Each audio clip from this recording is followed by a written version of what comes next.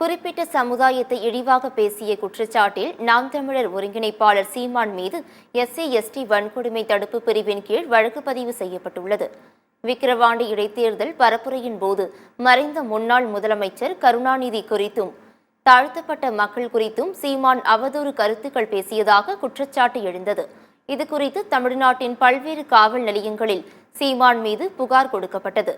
ஆவடி காவல் ஆணையரகம் பட்டாபிராம் காவல் நிலையத்தில் அஜீஷ் என்பவர் சீமான் மீது புகார் அளித்தார். பட்டாபிராம் போலீசார் நடவடிக்கை எடுக்காமல் தாழ்த்தி வந்ததால் அஜீஷ் SC/ST ஆணையகத்தில் புகார் அளித்தார். இதனையடுத்து புகார் மீது நடவடிக்கை எடுக்காததற்கான காரணம் என்ன என்று SC/ST ஆணையம் எழுப்பியது.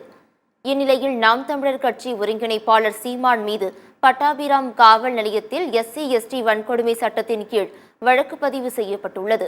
பட்டாபிராம் போலீசார் தரப்பிலிருந்து சீமானுக்கு சம்மன் அனுப்பி விசாரணைக்கு ஆஜராக அழைப்பு விடுக்கப்படும் என தெரியவருகிறது. அதன் பின்னர் அவர் பயன்படுத்திய வார்த்தைகளுக்கான காரணம் குறித்தும் தீவிர விசாரணை மேற்கொள்ளப்படும் என தெரிகிறது.